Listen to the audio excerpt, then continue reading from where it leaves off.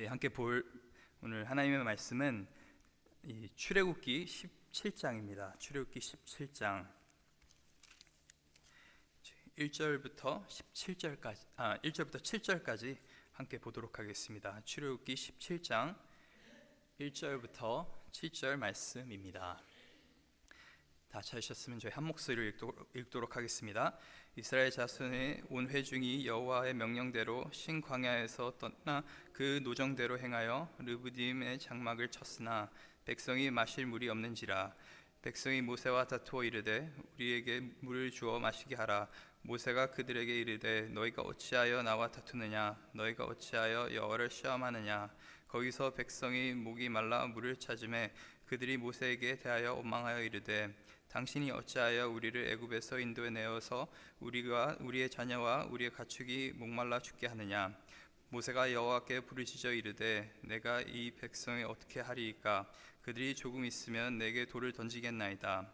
여호와께서 모세에게 이르시되 백성 앞을 지나서 이스라엘 장로들을 데리고 나일강에 치던 내 지팡이를 손에 잡고 가라. 내가 호렙산에 있는 그 반석 위에 거기서 내 앞에 서리니 너는 그 반석을 치라. 그것에서 물이 나오리니 백성이 마시리라. 모세가 이스라엘 장로들의 목전에서 그대로 행하니라.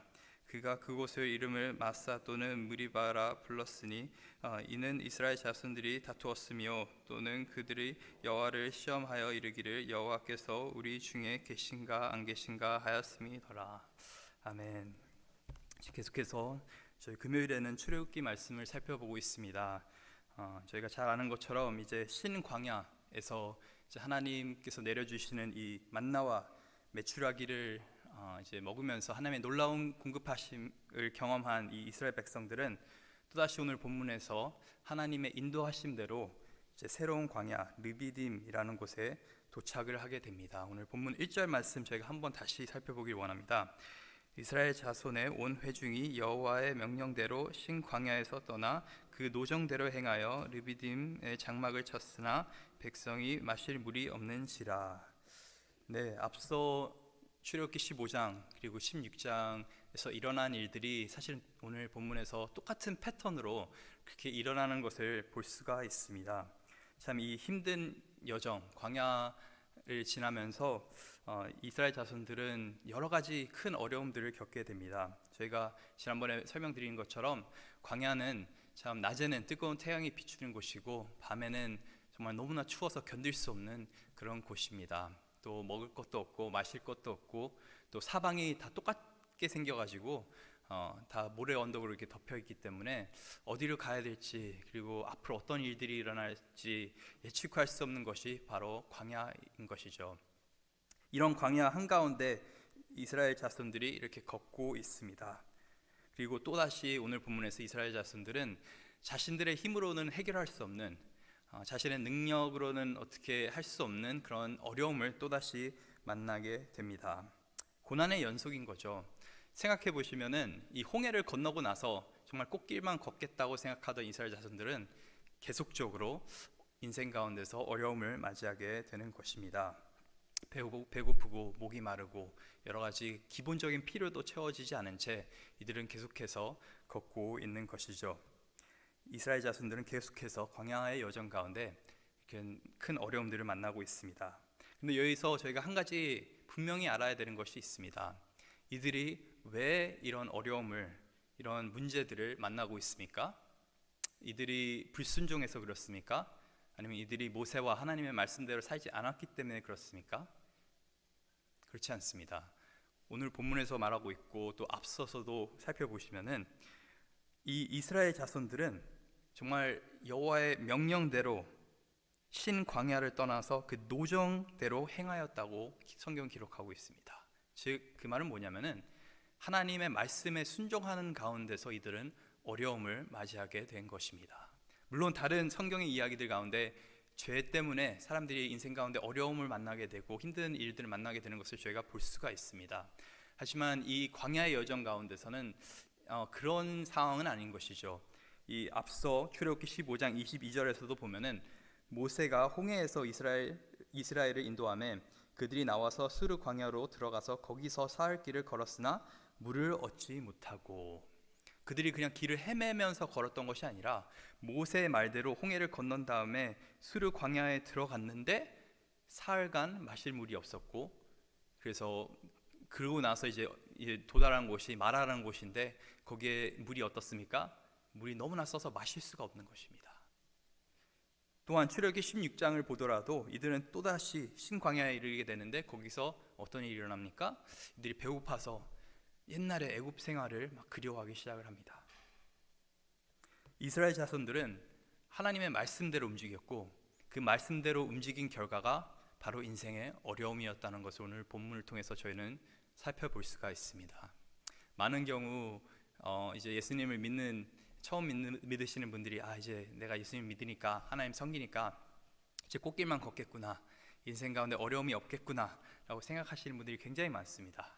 그러나서 이 인생의 어려움 앞에서 참 마음이 막 무너지게 되는 그런 모습들을 볼 수가 있습니다. 근데 성경은 분명히 말하고 있는 것이 광야로 인도하시는 분은 하나님이시라는 것, 그리고 광야 가운데서 문제를 만나게 하시는 분도 하나님이라는 것, 모든 것이 하나님 주관 안에 이루어지고 있다는 것을 저희는 볼 수가 있는 것입니다. 이렇게 문제 앞에 이스라엘 자손들은 어떻게 반응을 합니까? 오늘 본문 2절과 3절 한번 살펴보기를 원합니다. 백성이 모세와 다투어 이르되 우리에게 물을 주어 마시게 하라. 모세가 그들에게 이르되 너희가 어찌하여 나와 다투느냐?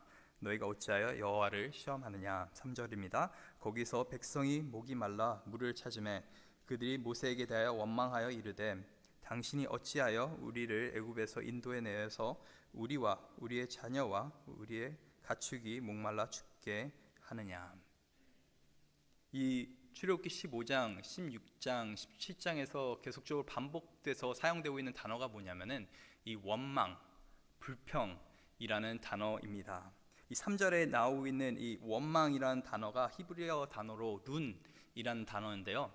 이 단어가 놀랍게도 성경에는 15번밖에 사용되고 있지 않습니다. 그렇게 많이 사용되고 있는 단어가 아닌데 이 출애굽기 15장, 16장, 17장에만 5번이 사용이 됩니다. 나중에 민수기에서 이제 가나안 땅에 들어가기 전에 우린 도저히 못 들어가겠습니다. 왜 도대체 우리를 이곳에 인도하셨습니까? 하고 한 7번 정도 더 사용이 됩니다. 그 말은 뭐냐면은 이스라엘 자손들이 광야 가운데서 가장 많이 했던 게 뭐냐면 불평과 원망이었다는 것입니다. 이스라엘 자손들은 하나님의 인도하심에 따라 인생 가운데 큰 어려움들, 문제들을 만나게 됐고 그 문제를 만났을 때 어떻게 반응했냐면은 불평과 원망으로 이렇게 반응을 하게 되었습니다. 이들의 원망과 불평의 소리가 얼마나 기가 막히냐면은 이 앞서 16장을 보게 되면은 그들이 이렇게 3절에 이렇게 얘기를 합니다. 모세에게 말하면서 우리가 애굽 땅에서 고기 가마 곁에 앉아 있었을 때와 떡을 배불리 먹던 때에 여호와의 손에 죽었더라면 좋았을 것을 너희가 이 광야로 우리를 인도해 내어 이 온 회중이 줄여 죽게 하는도다. 이들이 뭐라고 말하고 있습니까? 차라리 애굽 땅에서 하나님께서 10가지 재앙을 내리셨을 때 우리가 애굽 사람들이랑 같이 죽었으면 좋았을 텐데, 차라리 홍해 물이 이렇게 다시 덮였을 때 그 홍해 물이 애굽의 군대를 덮었을 때 우리가 같이 죽었으면 좋았을 텐데, 그들은 너무나 배고픈 나머지, 너무나 목마른 나머지, 너무나 힘든 나머지 정말 말도 안 되는 소리들 하고 있는 거죠. 아니 버젓이 10가지 재앙이 내려지는 그 광경을 봤는데 얼마나 하나님의 진노와 그 심판이 무서운 것을 분명히 봤는데 그 홍해 바다 위로 둥둥 떠 있는 그 몸들을 성경에 기록하기를 그 이스라엘 사람들이 다 봤다고 성경 기록하고 있는데, 정말 너무나 인생 가운데 힘들어지니까 그 문제가 너무나 커지니까 이들이 뭐라고 하냐면은 차라리 그때가 낫습니다. 삶 가운데 어려운 문제들을 저희가 만났을 때 가끔 저희가 이성적인 판단을 하기 어려울 때가 많습니다. 너무나 감정에 북받친 나머지 너무나 몸이 힘들어서 참 말도 안 되는 이야기들을 할 때가 많습니다. 이들은 10가지 재앙을 통해서 하나님의 구원하심을 경험했고, 특별히 또 장자의 그 재앙이 있지 않습니까?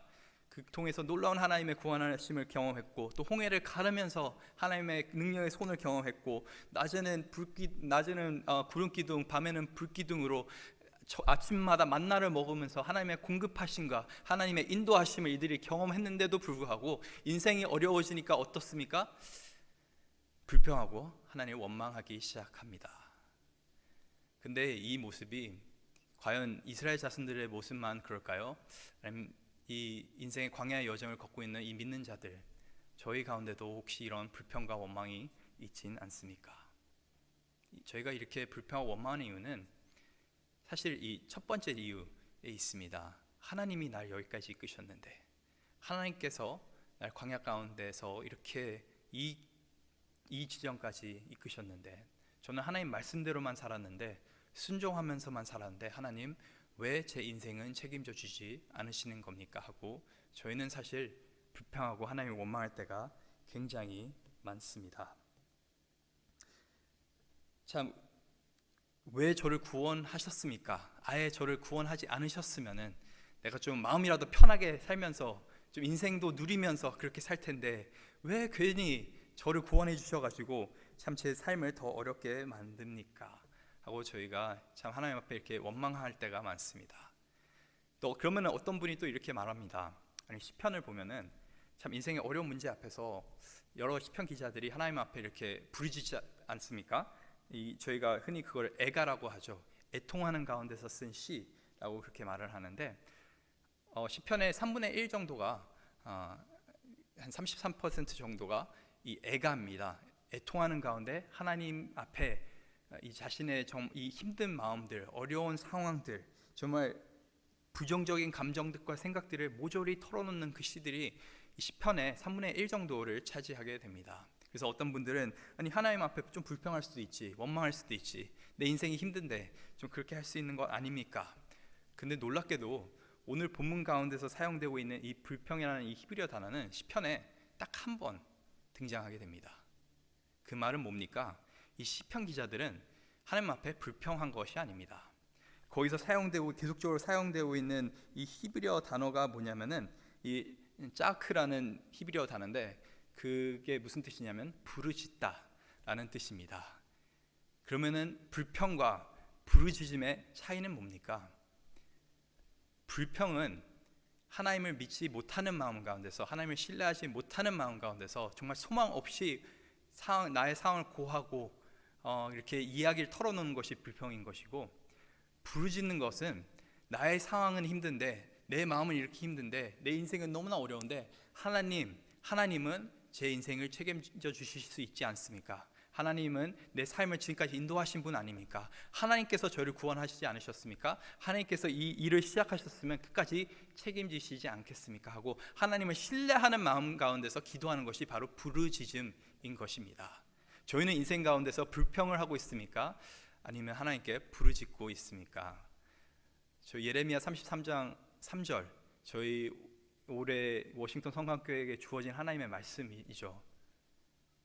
너희는 여호와께 부르짖으라. 그럼 너희가 알지 못하는 크고 비밀한 것들을 너에게 알려주리라고 약속하신 하나님의 말씀, 여러분은 잘 붙잡고 계십니까? 부르짖고 계십니까? 사실 저희가 처음 이 말씀을 들었을 때, 새해 들었을 때는 코로나가 있을 줄 몰랐죠. 이건 그냥 한국에서 있는 이야기, 중국에서 있는 이야기였는데 어떻게 하다 보니까 저희가 광야의 길을 걷기 시작하게 된 것입니다. 우리 인생 가운데 많은 어려움들이 생기기 시작하고 있습니다. 재정적인 어려움들이 있고, 또 가족 안에 또 계속적으로 이제 같은 공간에 있으니까 관계 가운데 어려움들이 있고, 여러 가지 마음이 상하는 일들이 있고, 또 어떤 경우는 건강이 악화되는 일도 있고, 너무나 많은 어려움들을, 많은 광야들을 저희는 걷고 있습니다. 그런데 그런 가운데서 여러분은 불평하고 계십니까? 부르짖고 계십니까? 이스라엘 자손들은 광야의 큰 문제들 앞에서 불평하고 원망했습니다. 그런데 오늘 본문에서 모세는 어떻게 하는지 한번 보시길 바랍니다. 본문 4절입니다. 모세가 여호와께 부르짖어 이르되 내가 이 백성에게 어떻게 하리이까? 그들이 조금 있으면 내게 돌을 던지겠나이다. 그 4절에 나와 있는 부르짖어, 똑같은 단어입니다. 제가 말씀드렸던 이 시편에 그렇게 많이 쓰이는 그 단어. 15장에 가보더라도 이 마라의 쓴물 앞에서 모세가 뭐라고 하냐면은 15장 25절에 모세가 여호와께 부르짖었더니 여호와께서 그에게 한 나무를 가리키니 그가 물에 던지니 물이 달게 되었습니다. 같은 문제 앞에 있습니다. 모세는 배가 안 고플까요? 모세는 목이 안 마르겠습니까? 더구나 리더이기 때문에 더 힘듭니다. 근데 모세와 이스라엘 백성들의 차이는 뭐냐면은 그 똑같은 문제 앞에서 이스라엘 자손들은 불평하고 원망하기 시작했고 모세는 하나님께 부르짖었다는 것입니다. 저희도 인생의 큰 문제 앞에서 두 가지로 반응할 수가 있는 것이죠. 하나님께 모든 것을 덮어 씌우면서 하나님 왜 이렇게 제 인생을 이끌고 계십니까? 아니면 하나님 앞에 부르짖을 수 있는 것입니다. 그 하나님 앞에 저희가 부르짖을 때 오늘 본문에서 어떤 일들이 일어나는지 보시기 바랍니다. 6절입니다. 내가 호렙산에 있는 그 반석 위 거기서 내 앞에 서리니 너는 그 반석을 치라. 그것에서 물이 나오리니 백성이 마시리라. 모세가 이스라엘 장로들의 목전에서 그대로 행하니라. 그래서 이제 또다시 하나님의 말씀이 모세에게 오죠. 하나님께 부르짖은 모세는 이제 하나님의 말씀을 받고 또다시 순종해서 이제 이스라엘 자손들은 이제 돌 가운데서 나오는 그런 생수를 마시게 됩니다. 그래서 계속적으로 저희가 반복해서 광야의 생활 가운데서 보게 되는 것은 하나님 앞에 이스라엘 자손들은 불평했고 모세는 부르짖었고 이 모세의 부르짖음 때문에 하나님께서는 계속적으로 이스라엘 가운데 자비와 은혜를 베푸신다는 것입니다. 단순하게 우리 삶 가운데의 문제만 갖고 이제 부르짖는 것이 아니라 모세처럼 저희는 정말 이 불평하고 하나님을 원망하는 이 자들을 위해서도 저희는 중보하고 기도해야 되는 줄 믿습니다. 이 사도 바울은 이 오늘 본문의 이야기를 갖고 고린도전서 10장에서 어떻게 얘기하냐면 이렇게 얘기를 합니다. 형제들아, 나는 너희가 알지 못하기를 원하지 아니하노니 우리 조상들이 다 구름 아래 있고 바다 가운데 지나며 모세에게 속하여 다 구름과 바다에서 침례를 받고 출애굽 얘기를 하고 있는 거죠. 다 같은 신령한 음식을 먹었으며 다 같은 신령한 음료를 마셨으니 이는 그들을 따르는 신령한 반석으로부터 마셨음에 그 반석은 곧 그리스도시니라. 오늘 본문에 등장하는 이 반석, 그냥 아무 반석 같지만은 이 사도 바울은 뭐라고 기록하고 있냐면 이거는 결국에 예수 그리스도였다라고 말을 하고 있습니다. 광야에서 저희가 많은 문제들을 만나게 됩니다. 이 믿는 자들에게는 반드시 광야의 순간들이 이제 찾아오게 됩니다. 그래서 베드로전서 1장에서 이제 베드로 사도가 소아시아에 뿔뿔이 흩어져 있는 이 믿는 자들, 그때 당시에 로마 제국으로부터 핍박을 받고 있었죠. 믿음을 지키기 힘든 이 자들에게 뭐라고 했냐면은 편지를 이제 쓰면서 너희는 택함 받은 나그네다라는 표현을 씁니다. 참 희한한 표현이죠. 하나님의 놀라운 은혜 가운데 택함을 받았는데 나그네래요. 영어 성경에는 exile, 너희가 이제 완전 이제 이 출애굽식으로 이제 광야 가운데 걷고 있는 그런 사람들이다라는 표현을 하고 있는 것이죠. 이 믿는 자들은 이 땅에서 집이 있는 것이 아니라 우리는 집을 향해 가고 있는 것입니다. 이 땅은 단순하게 그 가나안 땅에 이르기 전 그 광야의 시간인 것이죠. 그러면 이 땅에서 이 광야의 생활 가운데서 저희는 어떻게 승리하고 살아남고 하나님의 말씀대로 살 수 있습니까?